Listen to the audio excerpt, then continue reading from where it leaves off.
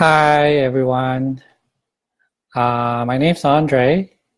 Um, I'm a registered traditional Chinese medicine practitioner in BC, Canada.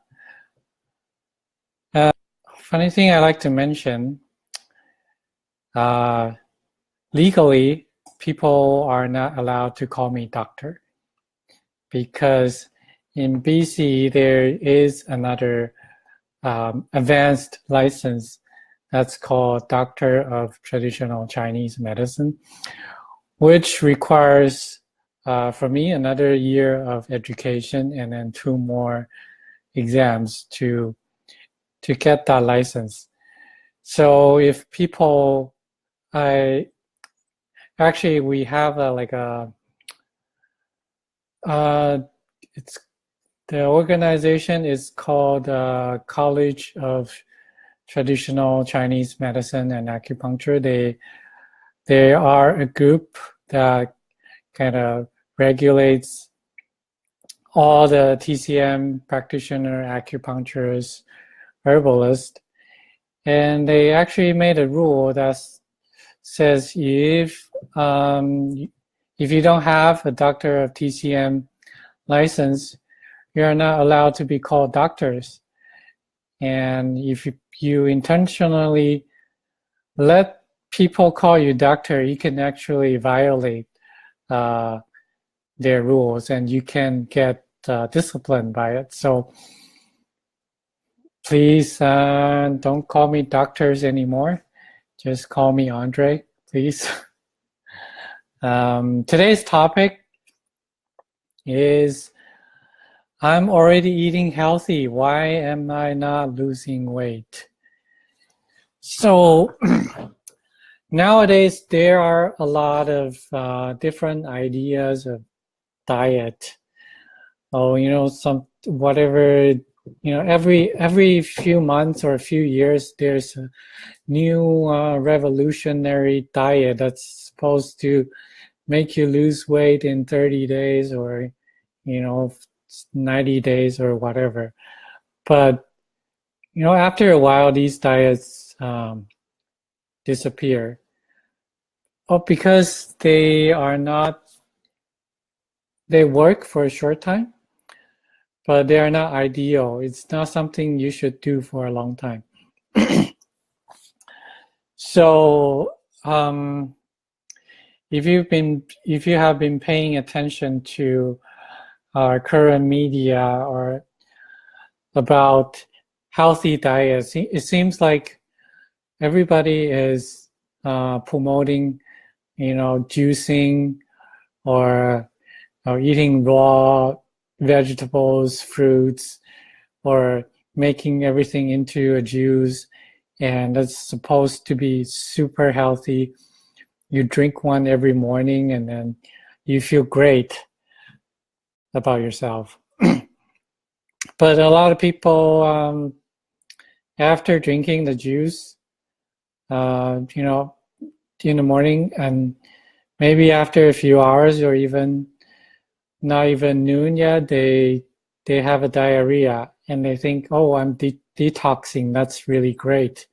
I love it. But it's actually you're damaging your digestive system by doing this way.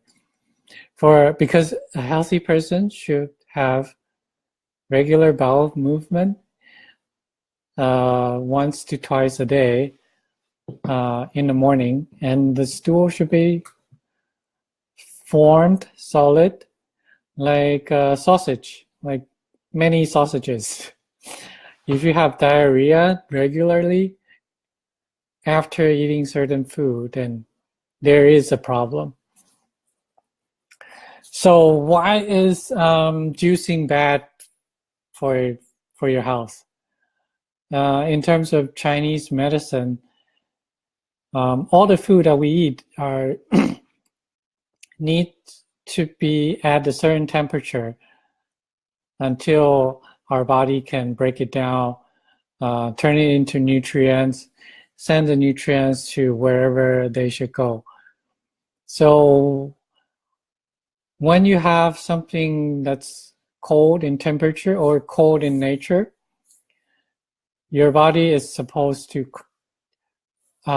use more heat to heat up the food that you just eat, and then your body can absorb it. So if you think, okay, well, if I'm using extra energies to digest the food, to cook the food, isn't that great? But the answer is no, because everyone are born with certain amount of energy, just like a battery in your cell phone. And every time we deplete it, we need to recharge it with food and also resting. If you deplete this energy too fast and you cannot recharge it, then you end up losing your mother battery. And what's going to happen is that it's like when you're using your cell phone, you turn your volume to the highest, you turn your brightness to the highest, and when it's supposed to shut down in a minute, you leave it on for 30 minutes or an hour. Your battery is going to drain very fast. And battery has a life, right? So after 2-3 years, our cell phone battery starts to deplete very quickly. Like if you charge it overnight and then you realize, okay, how come I only use this for 20-30 minutes? It's already at 50% or lower, and that's the time when you need to replace the battery. But unfortunately, in our body, you cannot do that. So if you're eating raw and cold food over a long time, you're gonna drain your own battery and you cannot repair it. It's gonna not only hinder your digestive system, you're gonna have many health problems, and also you're just aging yourself. You're gonna get older, look older faster than other people. So that's why I see that's why I'm saying raw and cold food is not really good for your health. There are two types of people who have digestive issue. You probably have have both among your friends. One of them is they eat a lot, but they don't gain any weight. You think that's really healthy, but the problem is that their digestive system is so bad that they cannot turn the food into nutrient that their body can absorb. So it's just like pouring water from one end of a pipe and then it comes out the other end. The food is just passing through your body. Your body is not absorbing anything at all. So the second type of people who seems to eat very little, their appetite isn't very big, but they are still overweight. They cannot lose weight. That's because their digestive system is able to transform the food into nutrients, but it cannot send the nutrients to where it's needed. So you end up just accumulating these nutrients in your body, like around your waist or your lower legs or wherever the fat goes. So in order to have a healthy figure, healthy weight, you need to have a healthy digestive system. So what counts as a healthy digestive system? A healthy digestive system a person with a healthy digestive system should feel hungry before their mealtime. People who never feel hungry before their mealtime, then that means something wrong with their system already. Because in order for metabolism to work, you have to have a healthy amount of in and out, right? When you eat the food, your body can break it down, turn it into nutrients, send it to wherever it's needed, and all the waste should go back to your intestine and become stool and defecate out of your body. So actually, a while ago, a patient came to me for a weight loss treatment. So what I did for her was 3 acupuncture treatments per week, and for 3 weeks continuously. So after 3 weeks, she said, "Oh, actually, I felt hungrier than before." But at the end of the 3rd week, she lost a few centimeters from her waist, and she also lost like maybe a centimeter from her arm and also her thigh. So how come she's feeling hungry and she can still lose weight? So that's because she has a healthy metabolism. That's what it's supposed to be. So if you don't feel hungry at all, you shouldn't be too proud of yourself, or should be too happy, because that means you're not healthy. That means your digestive system isn't working.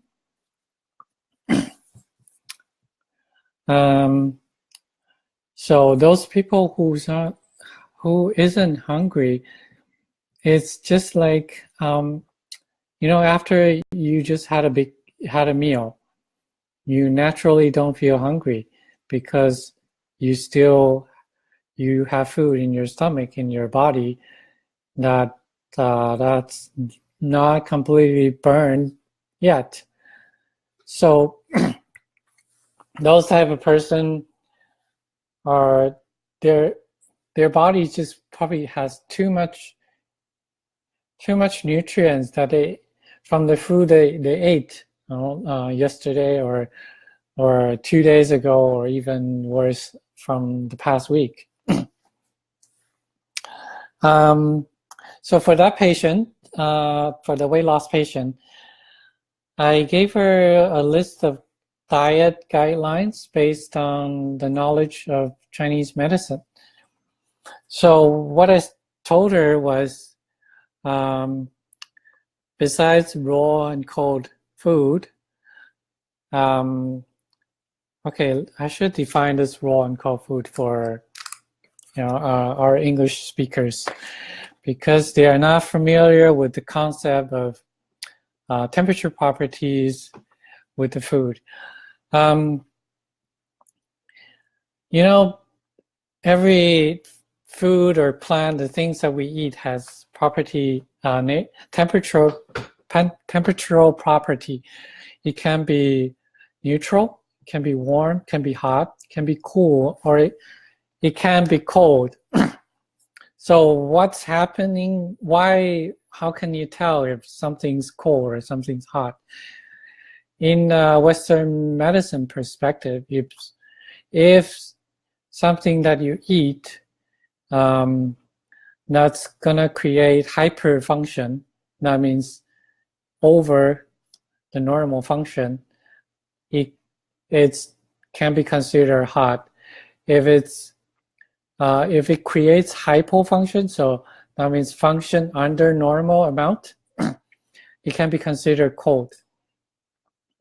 So let's say for the digestive function of stomach, if you eat something and very hot, it's gonna increase the function of your stomach. So it's gonna digest faster than normal. And you're gonna feel hungry much faster than you normally do.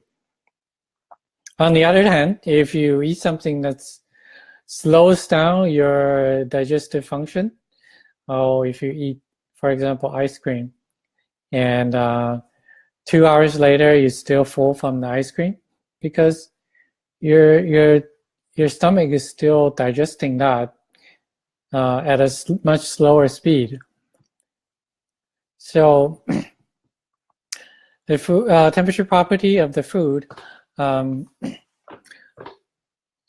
affect the function of your body, and also the actual temperature of the food. For example, if something's just taken out of the fridge, it's cold. If something that's boiled or steamed, it's considered hot. So let's say our body temperature around 36, 37 degrees is a neutral level, and anything above that is considered hot. Anything below is considered cold. So when I said raw and cold food, cold, that includes cold as temperature-wise, also as food property. Now something raw, something that's not cooked is raw. Salad or fruits or sushi, raw fish, that's raw. So avoid cold and raw food for the diet, for the weight loss patient. Another big thing will be refined sugar. So refined sugar, hence the name, it's refined from cane sugar, because you went through so much chemical process to actually turn it white. It's actually, the compound kind of changed. It's no longer the original form of the food. The sugar, white sugar, is really bad for your health. That's why I tell my patient to at least get rid of the white sugar, use cane sugar or organic raw sugar instead. And there are a lot of food you see in supermarkets or in stores. That's already like food products.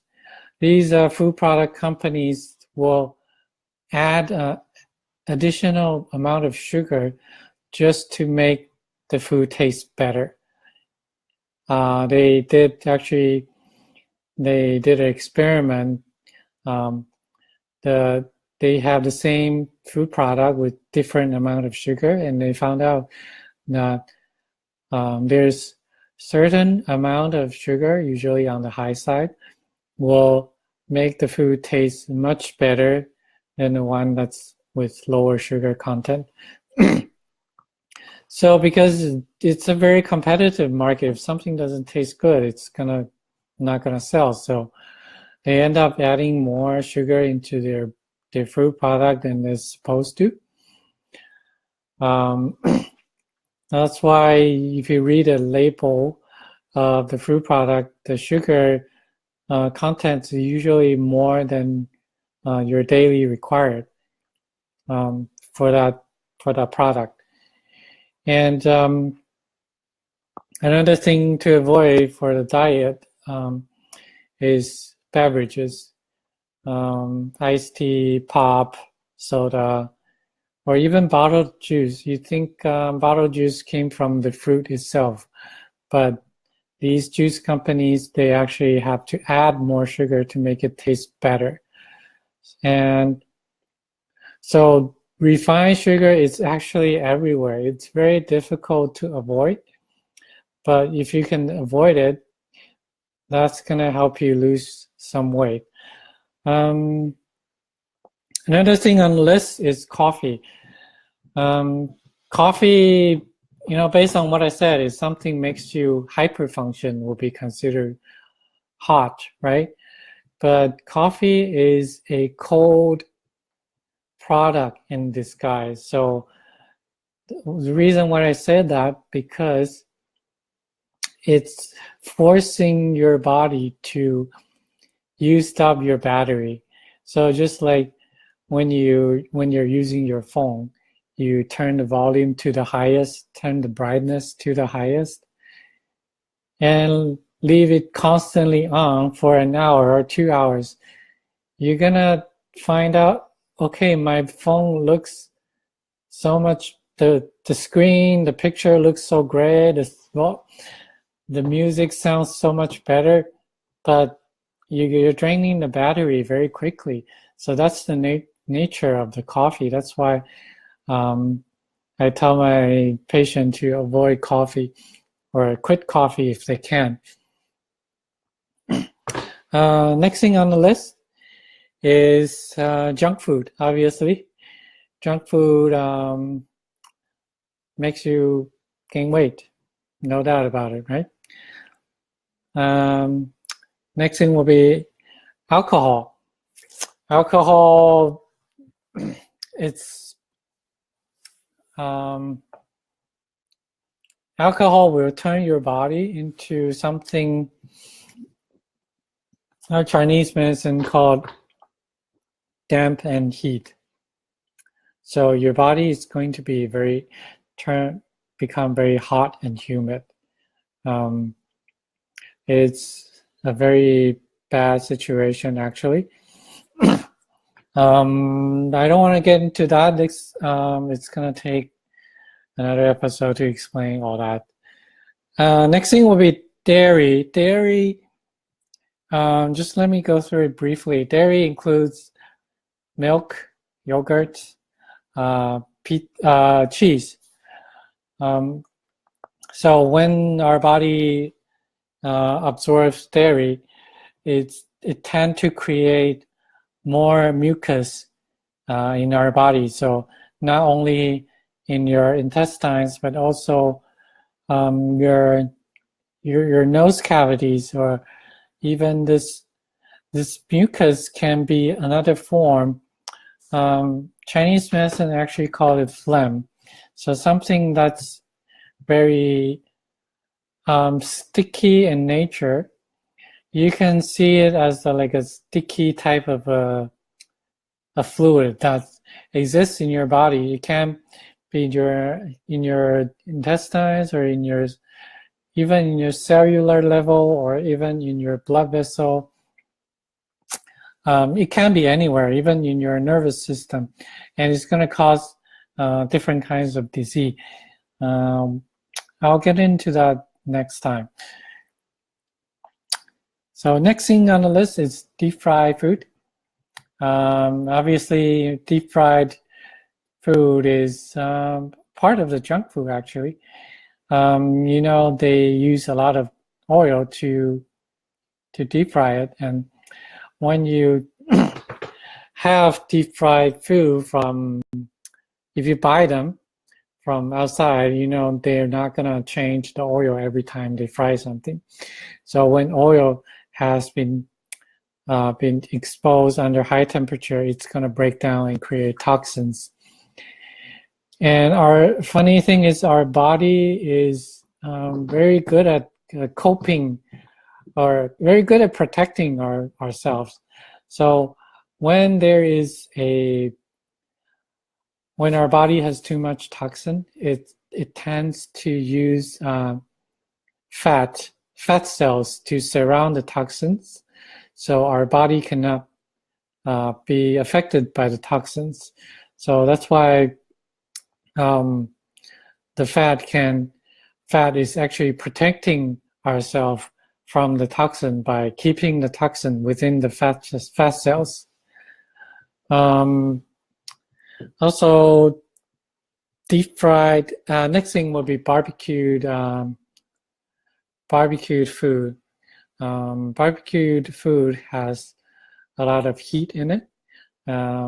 Also, same with deep fried, because there's a lot of heat required to create this food. So the food absorbs all the heat, and when we eat too much of this kind of food, our body is going to tend to be on the more prone to heat type of disease. I will explain this concept later on, but just bear with me this time. So that's all the food, the diet guidelines I gave to my patient. If you are very aware of your body or aware or has some sort of knowledge about Chinese medicine, you might know that these are food to avoid. But what if you are already eating pretty much to my guideline and still not losing weight? I have a few suggestions about lifestyle that you can do to help you lose some weight. First is to go to bed before 11 p.m. The best would be 10:30 to 11. The second one is always eat only 80% full. Make sure you don't overeat. 70% to 80% is ideal. The third one is make sure you do eat 3 meals a day. Don't skip a meal. Don't eat at irregular schedules. The best to do is have a bigger breakfast and a medium lunch and a small dinner. And last thing on the list will be don't eat 4 hours before you go to bed.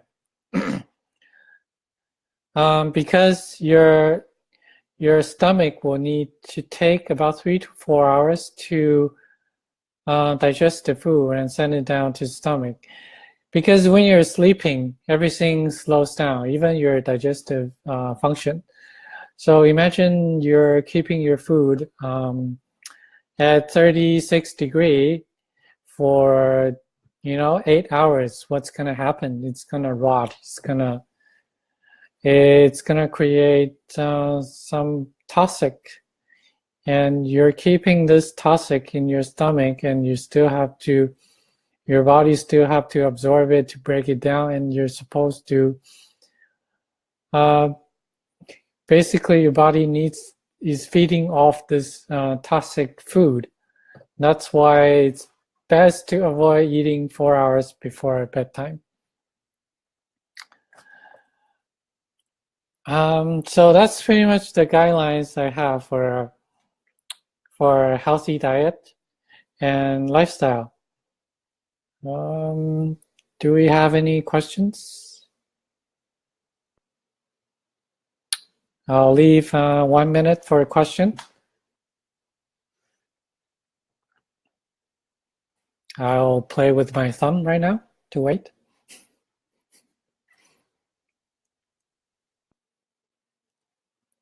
Can we drink water before sleep? Yes, you can. In the aspect of Chinese medicine, you should drink water when you're thirsty. You shouldn't force yourself to drink 2 liters a day. I know there are guidelines saying, oh, everybody should drink 2 liters a day, but who is it for? It's an average. So people, there are people who weigh 100 pounds, there are people who weigh 300 pounds. So does that mean everybody should drink 2 liters a day? No, it's based on yourself. So drink water when you need. Sorry, one more thing I like to mention, I forgot, is exercising. You cannot lose weight if you don't exercise, because exercising is going to help you burn these extra nutrients or fat that we store in our body. Not only that, it's going to give you more energy. It's going to improve your metabolism, your blood circulation. When I say exercise, I don't mean you go out run 10K a day. Everybody's their physical state is different, age is different. So do what you can and don't over exercise yourself. There is actually something called over exercising. When you over exercise, you're always tired. You don't gain energy. You're spending more than you should. So people who has chronic fatigue problem, they should do mild exercise, even like take a walk, whatever minute that you can, whatever duration that you can, 5 minutes, 10 minutes, 15 minutes. The next level up will be doing some cardio exercise like fast walking or even jogging, cycling, jumping rope, something to bring up your heart rate and your cardiovascular function. So that's not only going to help you lose weight, but makes you healthier and also makes you look younger. I'm not kidding.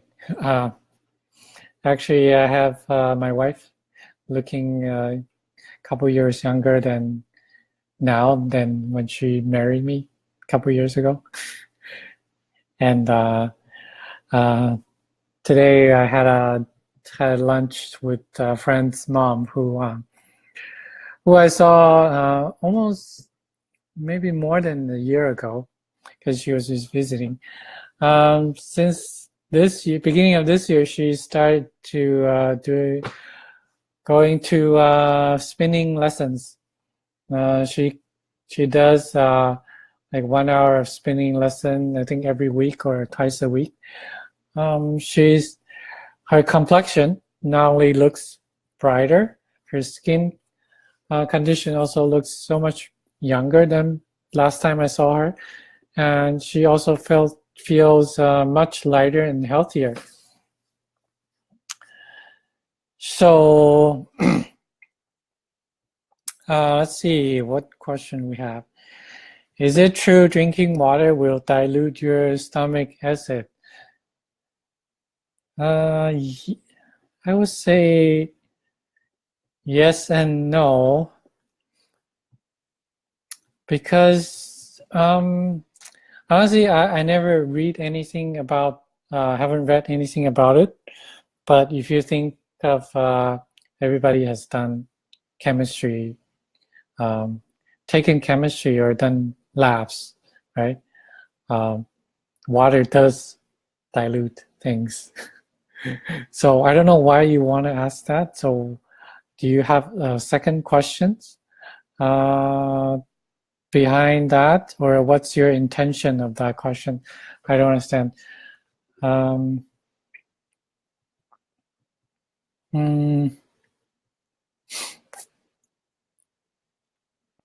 Someone say not to drink water when having meals. Yes, I am aware that there is another Chinese medicine doctor in Taiwan who's advocating that not to drink soup or water with your meal because it can slow down your digestion. I would say for people who has digestive issues, yes, that's a good practice, especially when your body has too much fluid or too much, in TCM we call phlegm. That would be a good practice, but honestly, I don't have any experience with it. You can test it out yourself. Everybody is different. They respond differently. You can test it for a week, see if you're feeling any different. You can also check your tongue. So stick out your tongue, see if your tongue coating has changed after a week of doing that kind of practice. If you see an improvement, so the ideal tongue coating will be like a thin white coating that you're able to see the tongue body. So if you're someone who has thick tongue coating, and after a week of that kind of practice, the tongue coating reduced, then it's good for you. If there's no change, then I don't think maybe it's not working for you. So see it for yourself.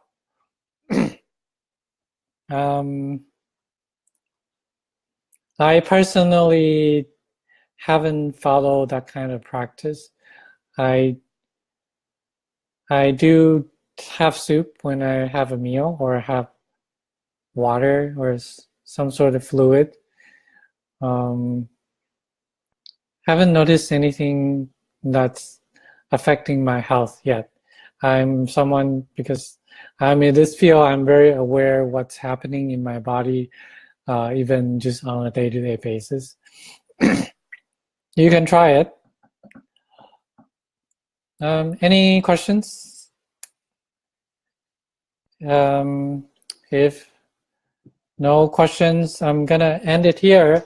If you like my live content, you want to learn more about traditional Chinese medicine, you can like my page, and there is a notification setting that where you can turn on.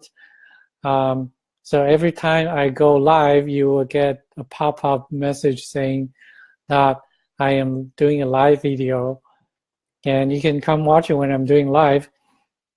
Or you can go to YouTube, search for Hanzhi Traditional Chinese Medicine. You're able to find the videos, a recording of my lives, and that will be uploaded there. Also, my website that has I wrote some blogs about case studies of patients who I treated, and based on what's happening with them and what kind of treatment I gave them, and what the result was. The website address is hanzhitcm.com. So it's my name, tcm.com. I think that's it for now. Goodbye, everyone. Have a good weekend.